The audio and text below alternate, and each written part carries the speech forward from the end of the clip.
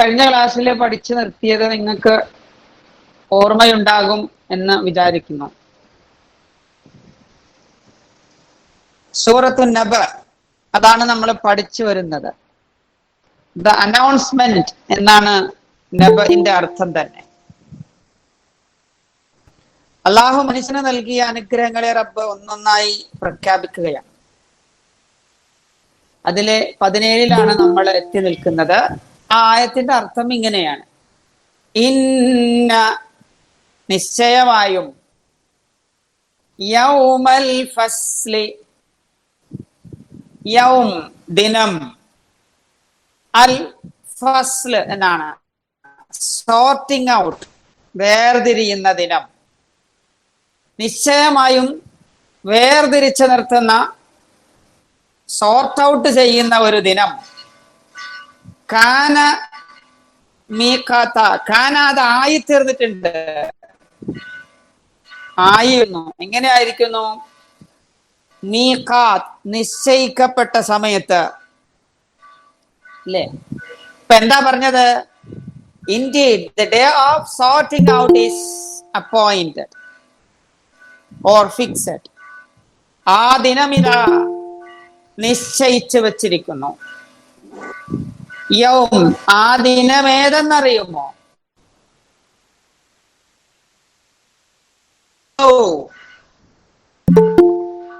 അല്ലേ? അന്ന് ഊതപ്പെടും, ഫിസ്സൂർ, കാഹളത്തിൽ. The trumpet shall be blown എന്നാണ്. അതെ, കാഹളത്തിൽ ഊതും. ഫതഅ്തൂന,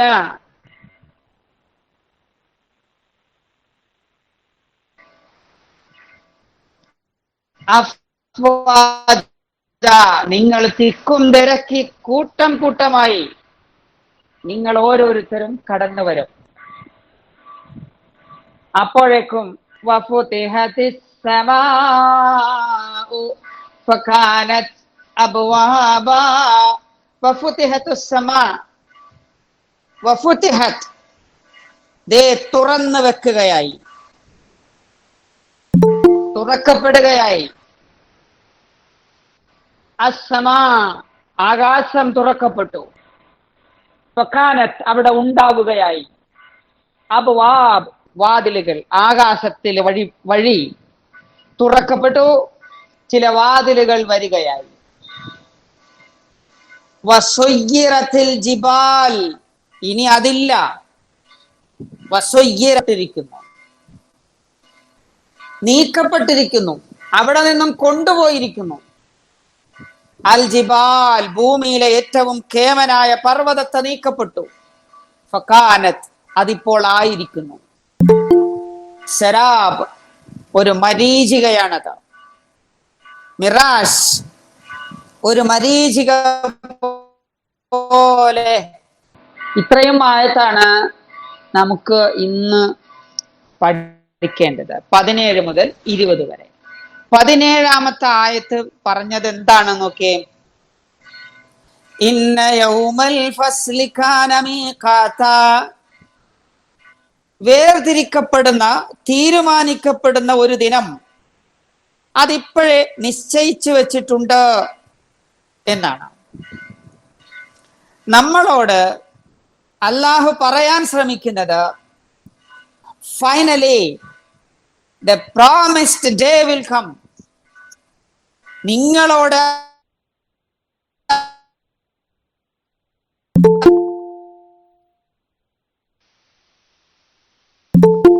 ആകുമോ അത്?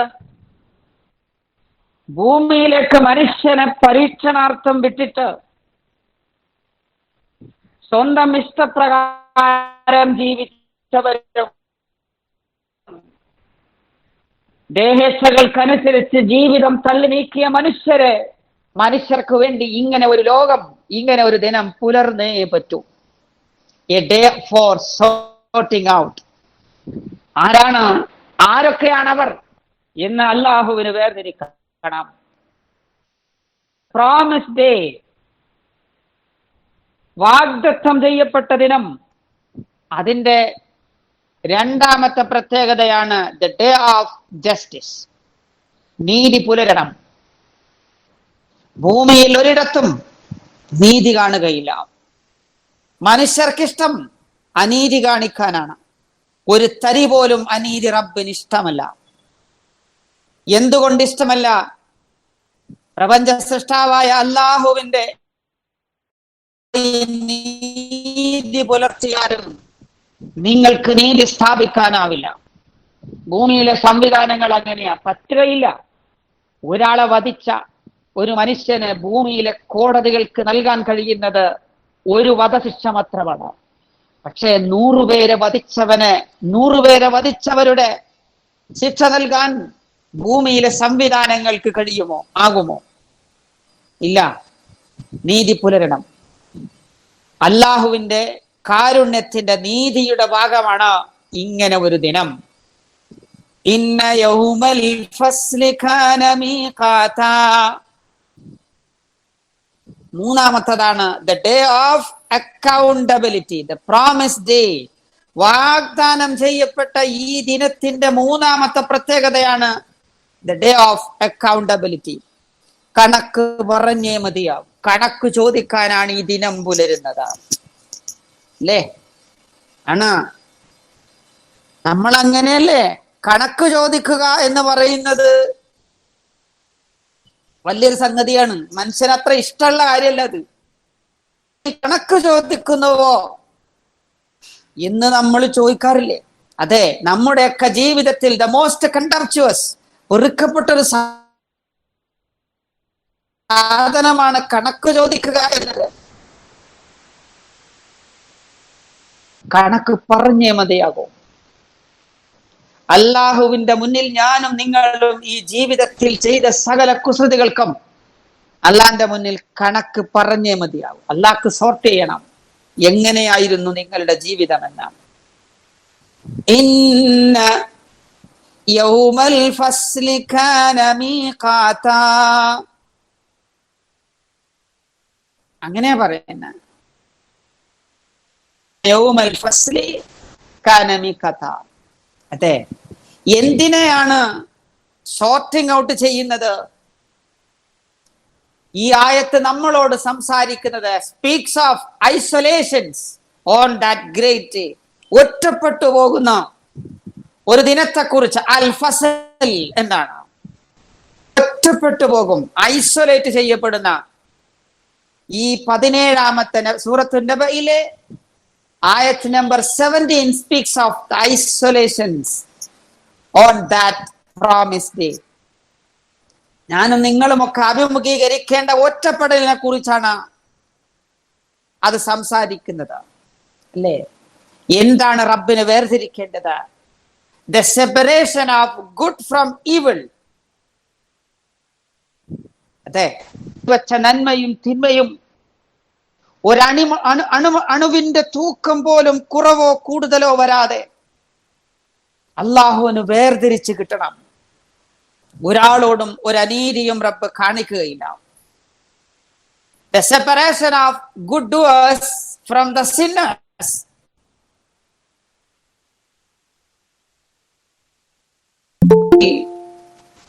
ഇഷ്ടത്തിനനുസരിച്ച് ജീവിച്ച് പാപം ചെയ്ത അക്രമികളെയും ദ്രോഹികളെയും അല്ലാഹുവിന്റെ നിയമം പാലിച്ചും പേടിച്ചും ജീവിതം ഉണ്ടല്ലോ, ആ നന്മ ചെയ്തവരെയും റബ്ബിനെ സോർട്ട് ഔട്ട് ചെയ്യാൻ ഒരു ദിനം വേണം.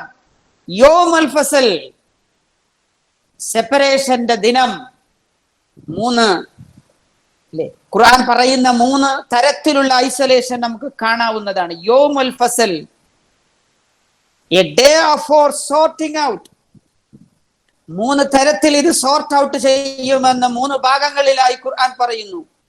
1, the separation of good from evil. നന്മയും തിന്മയും വേർതിരിക്കപ്പെടണം. Good doers from sinners. പാപം ചെയ്ത്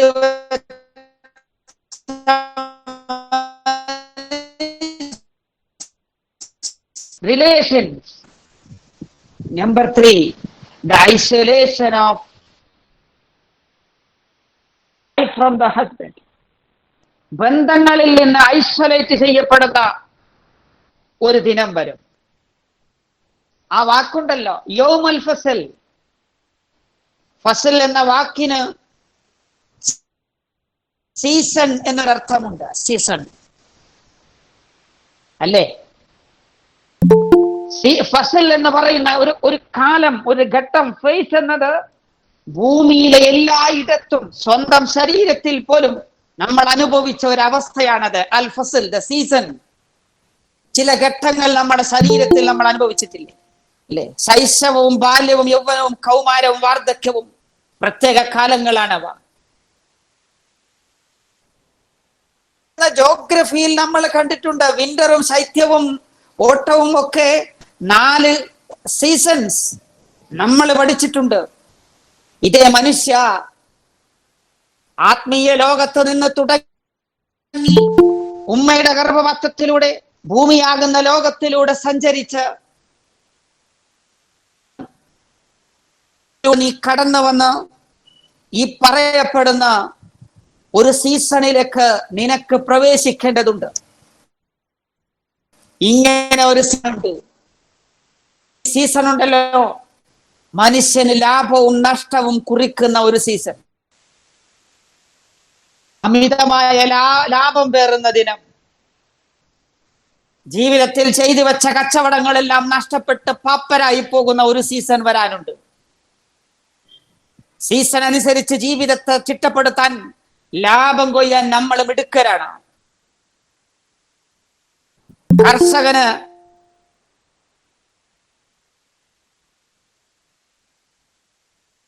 അവർക്കൊരു സീസൺ ഉണ്ട്. ഇതേപോലെ മനുഷ്യനും ആലോചിക്കേണ്ടതുണ്ട്. എന്റെ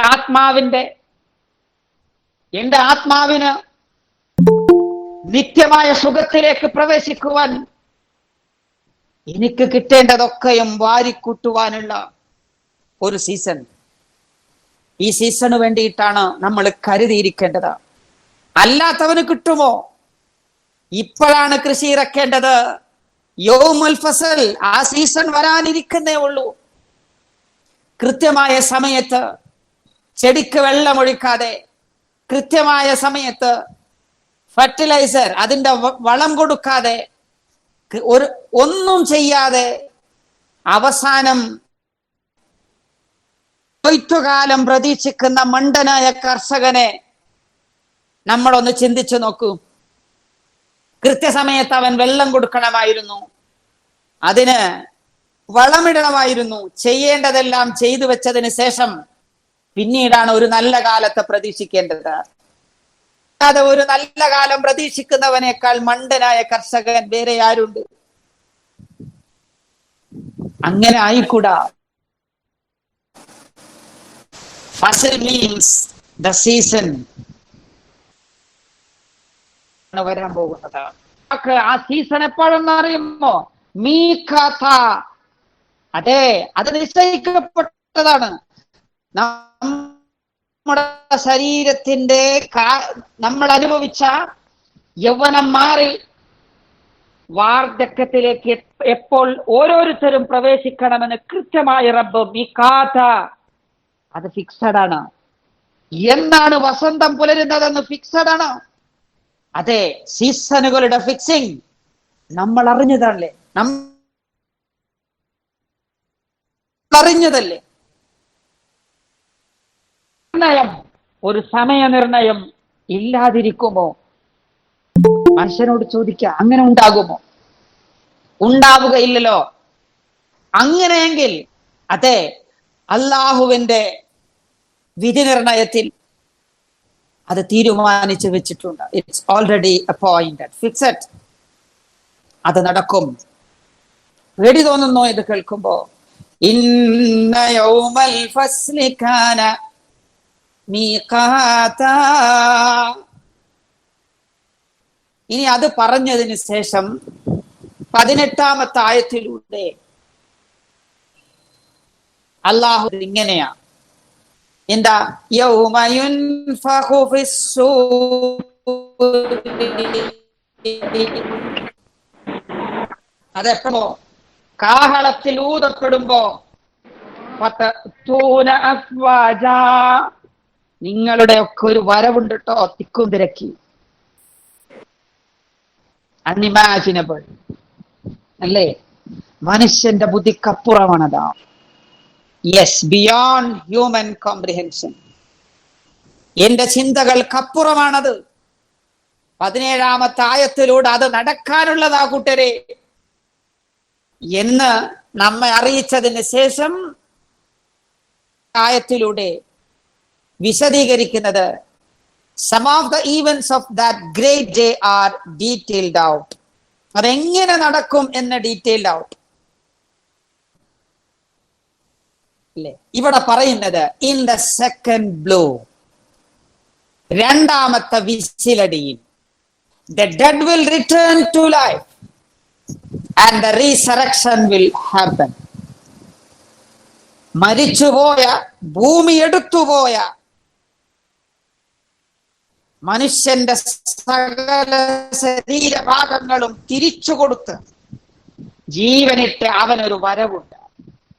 പുനർത്തെഴുന്നേൽപ്പെന്ന യൗമുൽ ബഹസ്, പുനർത്തെഴുന്നേൽപ്പ് നാൾ. ആലോചിക്കാറുണ്ട് നമ്മൾ ഇതൊക്കെ? നിങ്ങൾ ആലോചിച്ചൊക്കെ. നമ്മുടെ ചിന്തകളുടെ ബൗണ്ടറി മരണം വരെയാണ്.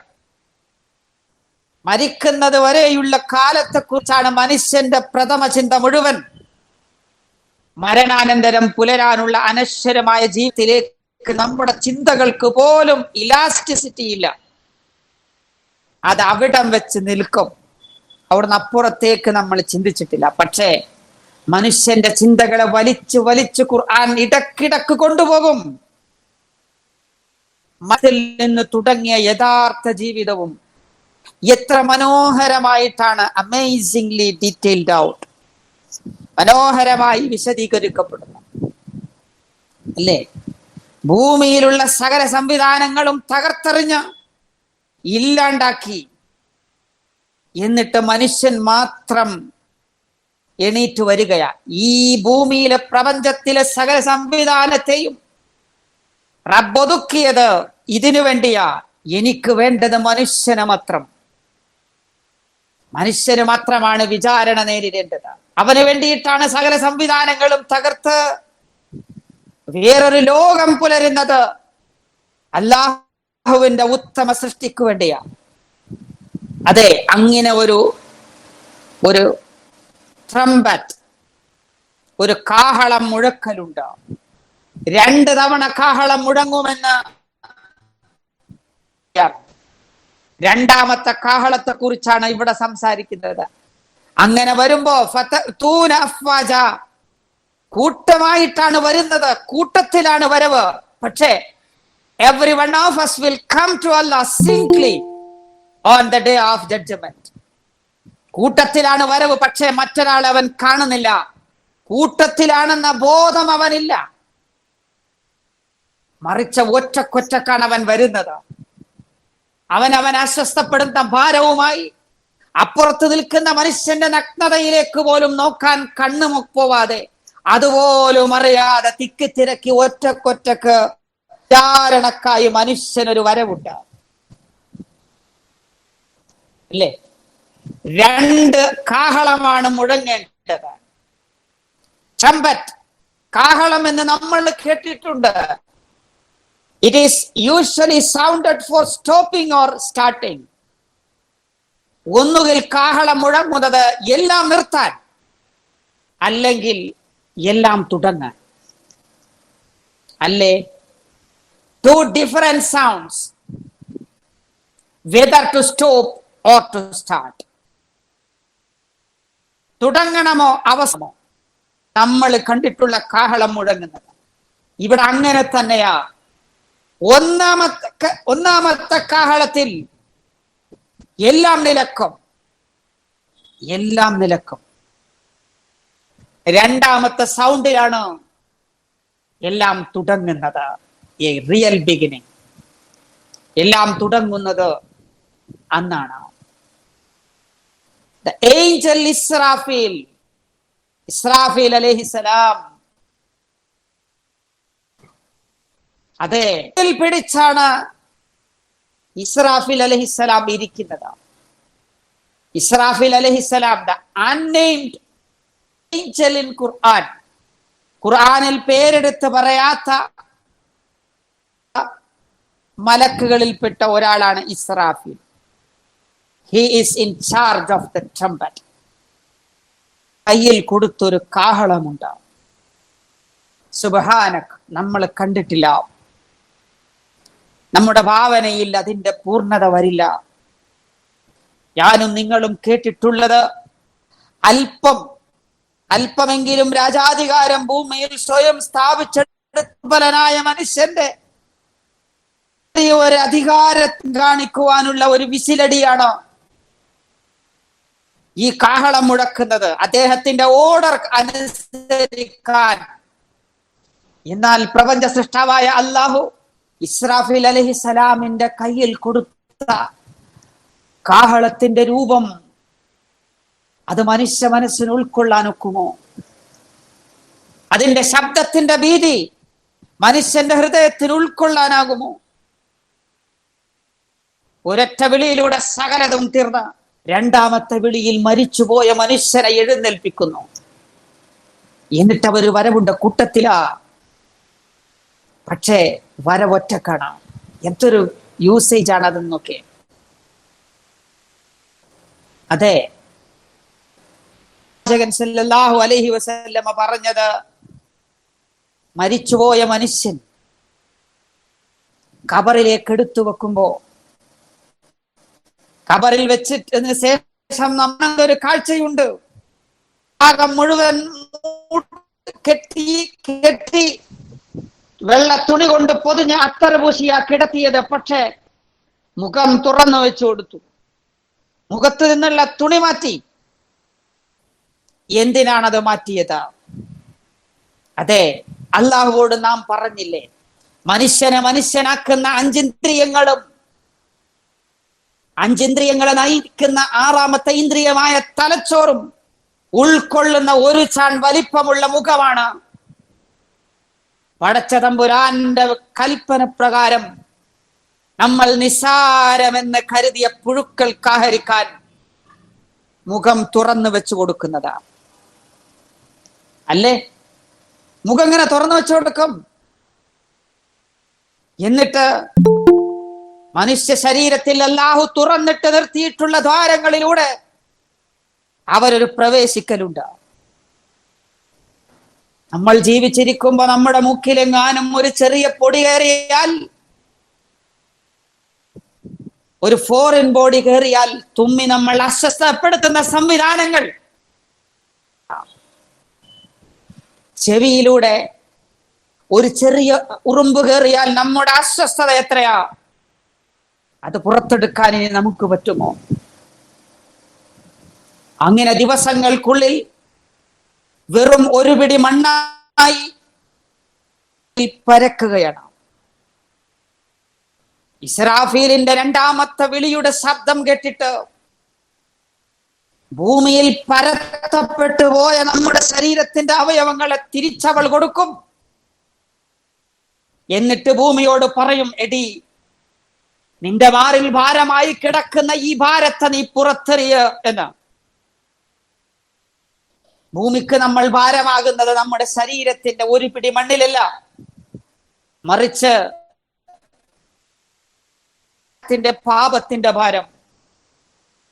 ആ ഭാരത്തെ അത് പുറത്തെറിയാൻ തുടങ്ങിയിരിക്കുന്നു. അങ്ങനെ നമ്മൾ പുറത്തു വരുമ്പോ ഈ ഹദീസ് ഒന്ന് നിങ്ങൾ കേൾക്കണം.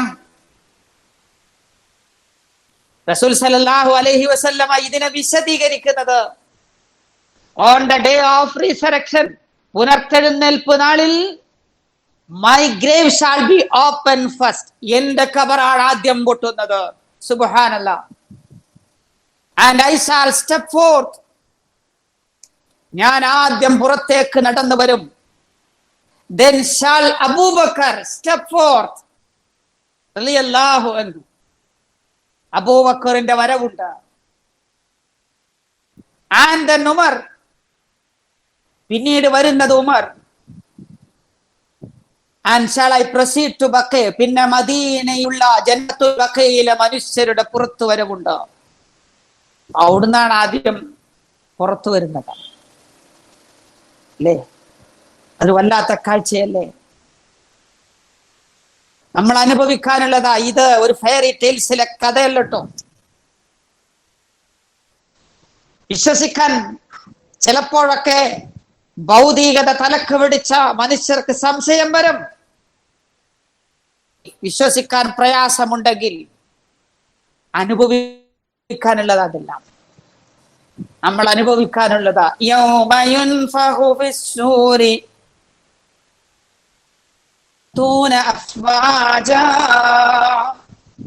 എവിടെയാണോ ഖബറടക്കം ചെയ്യപ്പെട്ടത് അവിടെ നിന്ന് നമ്മളൊരു വരവുണ്ട്. എന്നിട്ട് വന്ന് നോക്കുമ്പോ കാണുന്ന കാഴ്ച എന്താ?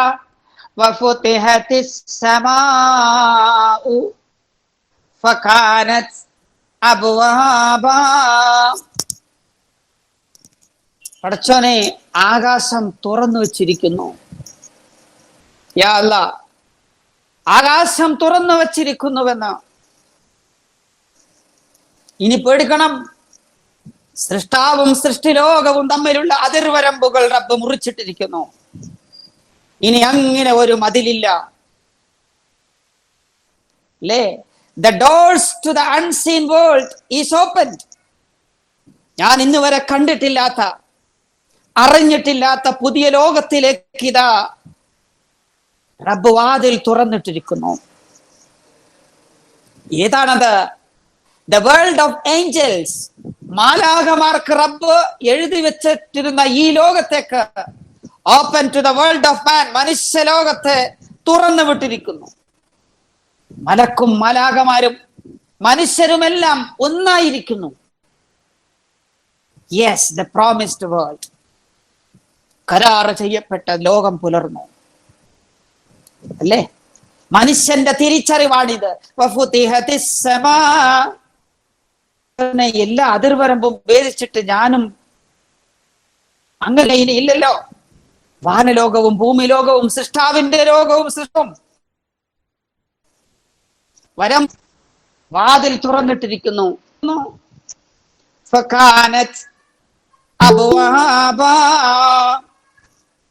പിന്നീട് എന്താ കാണുന്നത്? കുറെ വാതിലുകൾ. അതിലൂടെ ഒന്ന് കടക്കണം എനിക്ക്. റബ്ബ് കൊതിപ്പിക്കുകയാ. മനുഷ്യനോട് വാഗ്ദത്തം ചെയ്ത, കരാർ ചെയ്യപ്പെട്ട ലോകത്തിന്റെ വാതിൽ കാണിച്ച് കൊതിപ്പിക്കുകയാ. സ്വർഗപ്രവേശനത്തിൽ മനുഷ്യൻ ചില വാതിലുകളിലൂടെ പ്രവേശിക്കേണ്ടതുണ്ട്. എന്തൊരു കൊതിയായിരിക്കും അപ്പോ, എന്തൊരാവേശമായിരിക്കും അപ്പോ, എത്ര സുന്ദരമായിരിക്കും. ഈ ഭൂമിയിലെ മനുഷ്യന്റെ കണ്ണും ഹൃദയവും മതിയാകുമോ ആ സന്തോഷം കാണാനും ഉൾക്കൊള്ളാനും? അതിനപ്പുറത്താണ് കുറിച്ചാണ് ഈ പറയുന്നത്. ഫകാനത്ത് അബ്വാബ. ദേ വാതിലുകൾ ഉണ്ടായിരിക്കുന്നു. സ്വർഗീയ വാതിലുകളെ കുറിച്ചാണ് സൂചന. സ്വർഗത്തിലെ വാതിലുകൾ നമ്മൾ പഠിച്ചിട്ടുണ്ട്. സ്വർഗത്തിന് 8 വാതിലുകളുണ്ട് അല്ലേ? ആ 8 വാതിലുകളിൽ ഒന്നാമത്തെ വാതിൽ ബാബ് സ്വലാ, നമസ്കാരത്തിന്റെ വാതിലാണത്. ആ വാതിൽ കാണുമ്പോ നമസ്കാരക്കാരന്റെ സന്തോഷം എത്രയാ കൂട്ടരെ! എനിക്ക് പോകാനുള്ള വാതിലാണത്. ജീവിതത്തിൽ പ്രായപൂർത്തിയായ അന്ന് മുതൽ മരിക്കുന്നതിന് തൊട്ടു മുമ്പുള്ള വഖത്ത് വരെ പൂർണ്ണതയിൽ നിസ്കരിച്ചുവെന്ന് മനുഷ്യന്റെ സന്തോഷം ആ വാതില് കാണുമ്പോ അവന്റെ സന്തോഷം എത്രയായിരിക്കും? അതെങ്ങനെയായിരിക്കും അവൻ പ്രകടിപ്പിക്കുക? രണ്ടാമത്തെ വാതിൽ മനുഷ്യൻ നോക്കിക്കാണുന്നത് കഠിന പരിശ്രമത്തിന്റെ വാതിലാണ്. അല്ലാഹുവിന്റെ ദീനിനു വേണ്ടി ശരീരം കൊണ്ടും ധനം കൊണ്ടും അധ്വാനം കൊണ്ടും സമയം കൊണ്ടും ത്യാഗം ചെയ്തവൻ. അതിനൊടുവിൽ ഒരുപക്ഷെ പടച്ചവന് ജീവൻ കൊടുക്കാൻ കഴിഞ്ഞവർ അല്ലേ? ബാബുൽ ജിഹാദ്. ബാബു ജിഹാദിൽ കണ്ടിട്ട് എനിക്ക് പ്രവേശിക്കുവാനുള്ള തുറന്നിട്ടിരിക്കുന്നത് എന്തൊരു നല്ല കാഴ്ചയാണത്! എന്തൊരു കുളിരായിരിക്കും കണ്ണുകൾക്ക്. മൂന്നാമത്തെ വാതിൽ ബാബു സദഖ.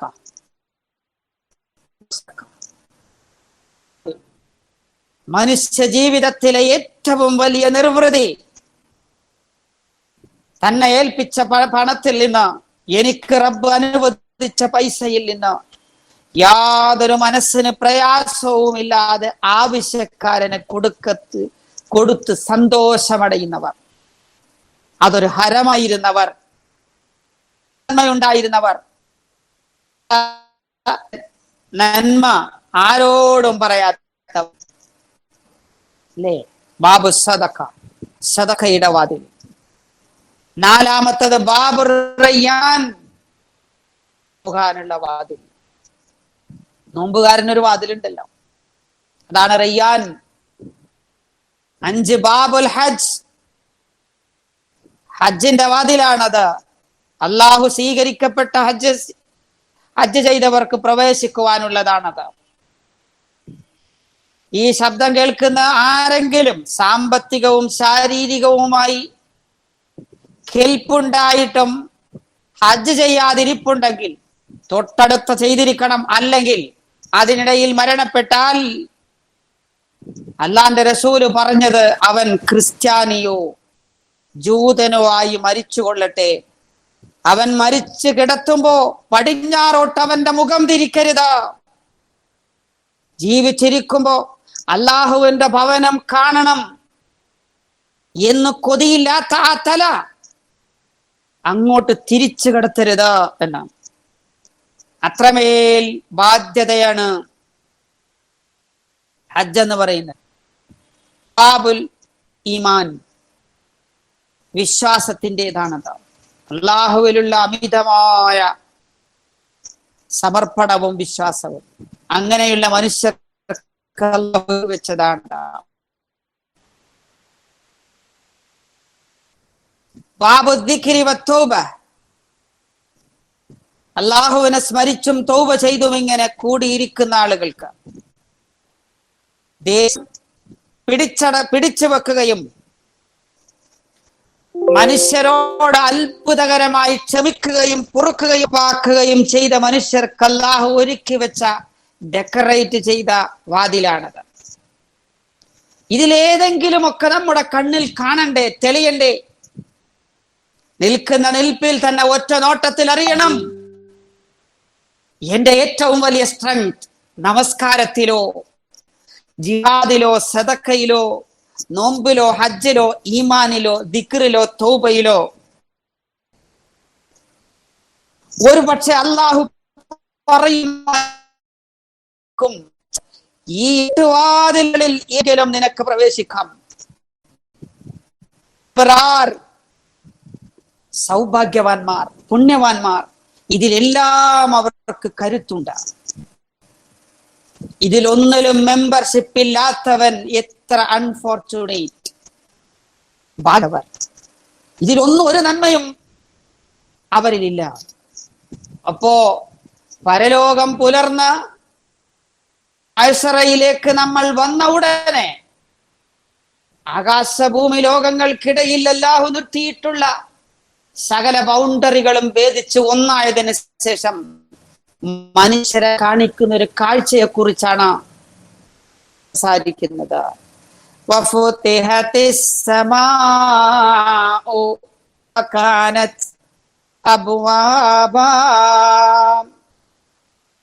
ഇനി ഒരായത്തൂടെ പറഞ്ഞ് 2 മിനിറ്റ് കൊണ്ട് അവസാനിപ്പിക്കും.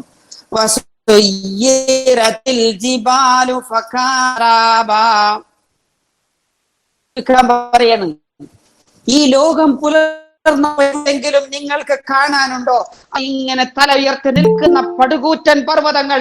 എവിടെയാണോ? എവിടെയാണ് മനുഷ്യ? അവർ ഭൂമിയിലെ ഫിസിക്കൽ സ്ട്രക്ചറിൽ, ശാരീരികമായ കരുത്തർ.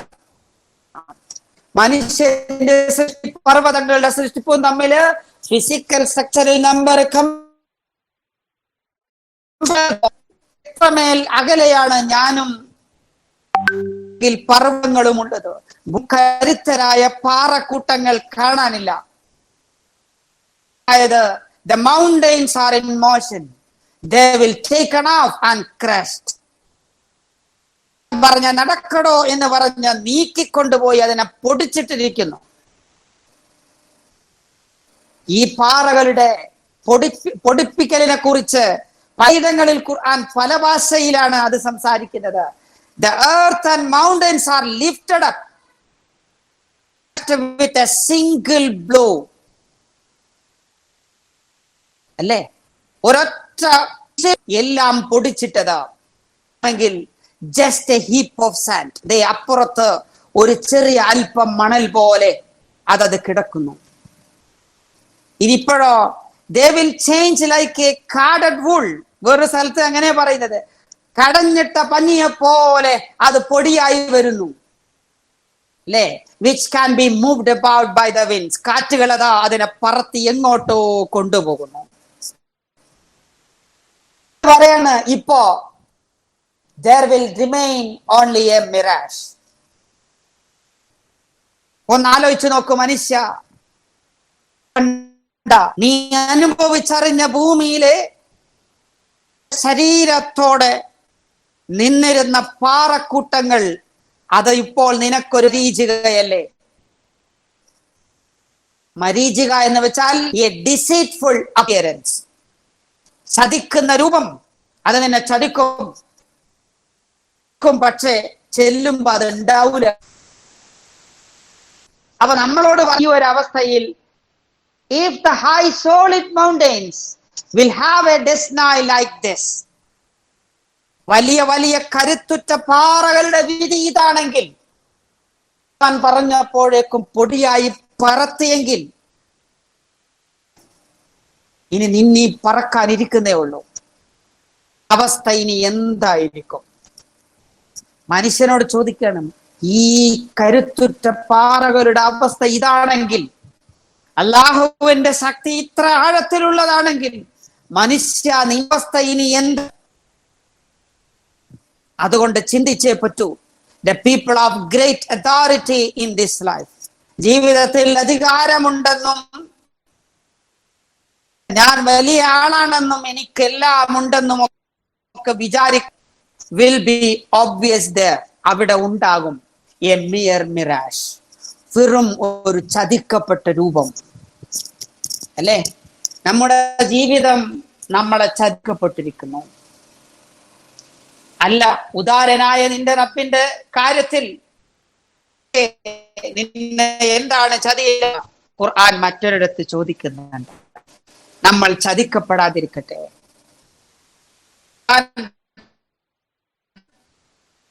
അവസ്ഥയിൽ യാതൊരു വെപ്രാളവുമില്ലാതെ നെഞ്ചുയർത്തി എന്ത് വന്നാലും എനിക്ക് എന്തു പ്രയാസപ്പെടാൻ, എല്ലാം ഒരുക്കി വെച്ചിട്ടാണ് മടങ്ങി വന്നിട്ടുള്ളത്.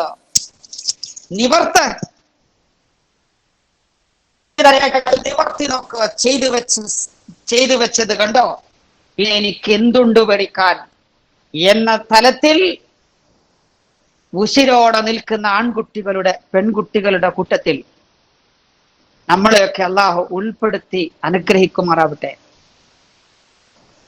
എപ്പോഴെങ്കിലുമൊക്കെ അല്പനേരമെങ്കിലും ഒരു ദിവസം ജീവിതത്തിലേക്ക് ചിന്തകൾ വരാൻ, ചിന്തിക്കാൻ അള്ളാഹു നമുക്ക് നല്ല മനസ്സ് നൽകി അനുഗ്രഹിക്കുമാറാവട്ടെ. ഹസന വഫിൽ ആഖിറതി ഹസനതൻ വഖിനാ അദാബന്നാർ. ആമീൻ ബിറഹ്മതിക യാ അർഹമർ റഹീം.